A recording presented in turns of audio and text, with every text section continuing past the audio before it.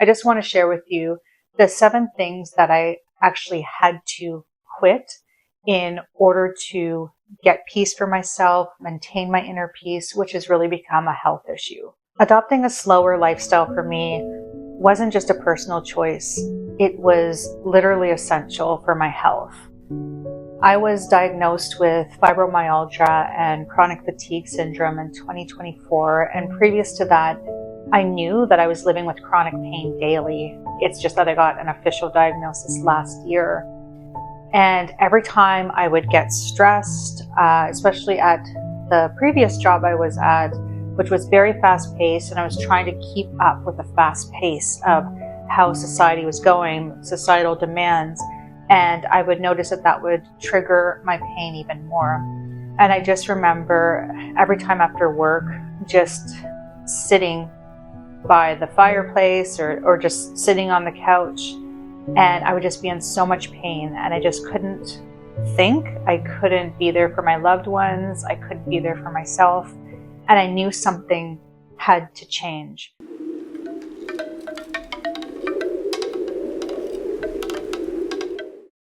So in 2025, I had to quit feeling like a failure for not getting everything done on my to-do list. And I'm somebody who's really notorious for creating these huge, super huge to-do lists and thinking I have to get them done. And if I don't get all of the tasks done, somehow there's something in me that says I'm failing, I'm not measuring up.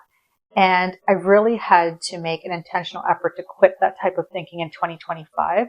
And I just wanted to be clear that this is a practice every day. Just quitting these things isn't something that we just do once and it's like, okay, we're perfect, we're good at these now. No, this is something intentional I have to do. For example, I still get up every morning and I'm just prone with a habit to put 10 or 15 things on my list that I need to do. And some of these are pretty big items on my list. And then by the time I get to number 2 or 3, just with the pain that I feel and the chronic fatigue, sometimes I'm like, I don't know how my body's going to do all this. And that's when I intentionally say, I don't have to do all of it.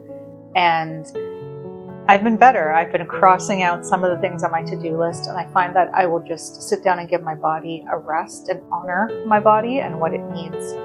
And that is how I intentionally practice slowing down and slow living, not thinking that the quicker I do these things or the quicker I get through this list, that is when, I'll deserve a rest. Guess what? There's always something on the to-do list to do.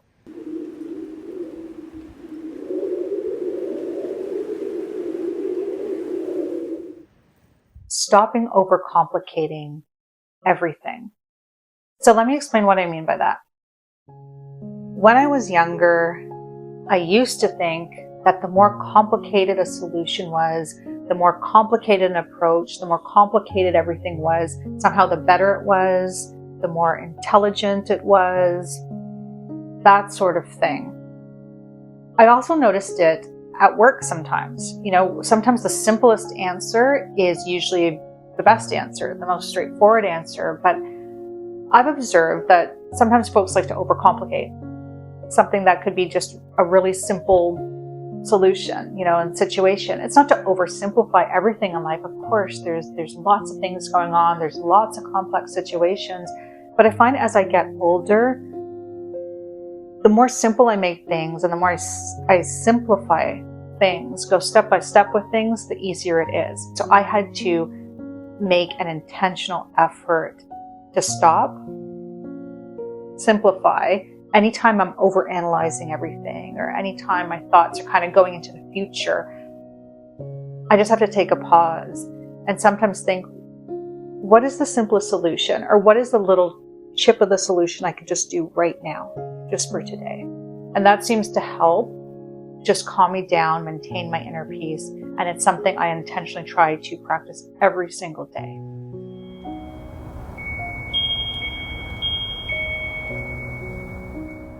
I quit getting anxious trying to meet other people's expectations. For example, if I feel like I'm running 2 minutes late, I feel like I'm going to sometimes upset the other person if I'm running 2 minutes late. And I have all of these things running in my head, like, oh my gosh, I have to get there. I'm anxious. I have to go faster. And that might just be my perception of the situation. Sometimes folks actually are upset when you're 2 minutes late or 5 minutes late. I was a little late for a yoga class the other day. I was running a few minutes late, and to be honest, my heart rate started going a little bit. I was anxious because I'm like, oh my gosh, I'm going to be late for yoga and I'm going to get in trouble. Whether I got in trouble or not, that was what I was thinking.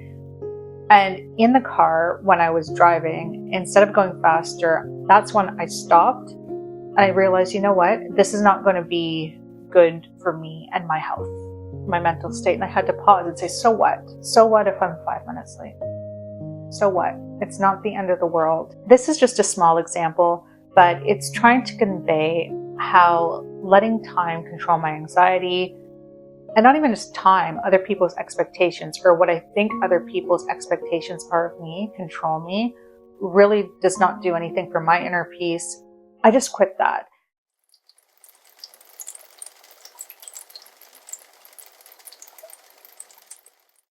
The fourth thing I quit was stopping expecting other people to meet my expectations. And having expectations of others really took away from my inner peace. So I have a dear mentor that I remember over 5 years ago saying to me whenever I would get upset about others not meeting my expectations, or how I think I would do things. That mentor saying to me, Chevy, not everybody thinks like you.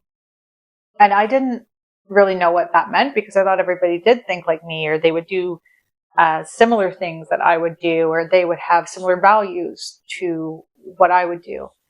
And I noticed that I got distraught a lot of the times whenever people reacted or responded in ways that, quite frankly, I didn't like, or I didn't want to like, or I didn't agree with. And it would really upset me. I find that as time goes on, letting go of some of those expectations. Now, expectations doesn't mean I don't have standards. Like, I have a standard. I want to be treated well. I have certain standards for things. But I think where I get into trouble is when my expectations start becoming demands. Demands on the world, demands on my environment, demands on things that I have no control over. I find that I'm able to get out of that expectation and demand mode and go back to those words of my mentor who said, Chevy, not everybody thinks like you. And it gave me a sense of relief because I know that I might not agree, but I can let it go. I can let it go a lot easier. And that's something I need to do, especially when maintaining my inner peace.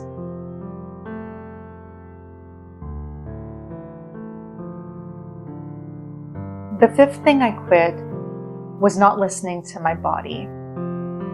And this year especially, I'm really tapping in and listening to my body. I know that stress and going too fast and going beyond myself, it just really affects everything right now. I used to be the type that really minimized what my body was saying to me. And I started developing chronic pain in my 30s. It wasn't as bad to this extent. Today I'm having a better day, so that's why I'm able to record this for you and share this with you. But I've noticed that it's progressed throughout the years. And the more stress I take on and the more pressure I put on myself, the more it really affects me. And I would think that I was superwoman and having bad back pain or migraines or things. Like, I would just push that to the side and say, I'm just being a crybaby. And the more I ignored my body and didn't just stop and pause, the worse it got. I do a lot of stretching. I need to do it. I need to do those stretches to keep me mobile.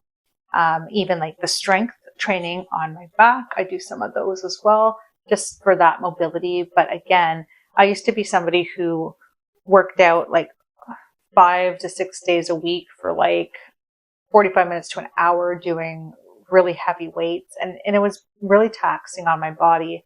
So these days, while physical activity is still very important to me, just even for a health thing, just so I can continue to move and my joints and everything don't stiffen, I do it in more moderation, and I tap in and listen to what my body's saying so I can honor my body.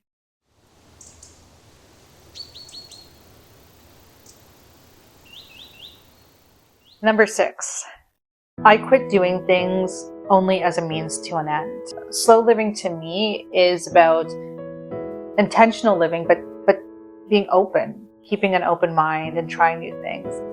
And I used to be the type that thought, well, if I'm going to do something, like for example, if I'm going to learn how to paint, or if I'm going to play the piano, then it has to be with a goal in mind or an end game in mind. So I'm building a skill, or I have the ambition because I want to get really good at it, and I want to just learn and master whatever that is I'm learning.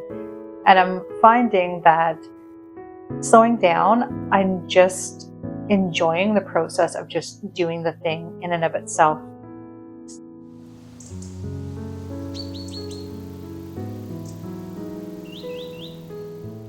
And number 7, just to piggyback on that, I quit feeling guilty for having a little joy in my life. And when I say that, I'm talking about, there's a lot of things I have joy about, but I love cooking. I love baking especially. I love just that feeling and that experience of baking something delicious and having a cup of tea with that. But we're talking about health as well and inner peace. So I'm pre-diabetic, and I probably shouldn't have a whole bunch of sugar all of the time. But what I'm doing is cutting down, but still enjoying, not depriving myself completely of those things. I actually made some lemon pudding cakes this week, and I'll share that with you. But that was really low carb for me, and it was so delicious with the custard on the bottom, and then I could just have that with a cup of tea, and I love that. So joy is so important to me these days, and finding those moments of joy, those moments that make us smile, those moments that make us just happy, and just cherishing each and every moment. Those are the 7 things that I've quit for 2025 and I continue to work on. I'd be really interested to know if you've decided to quit anything for 2025 just to increase the quality of your life. So please leave a comment below. Love to hear from you. Thank you so much for watching. And if you've gotten any value out of this video, please subscribe, and I hope we can visit again.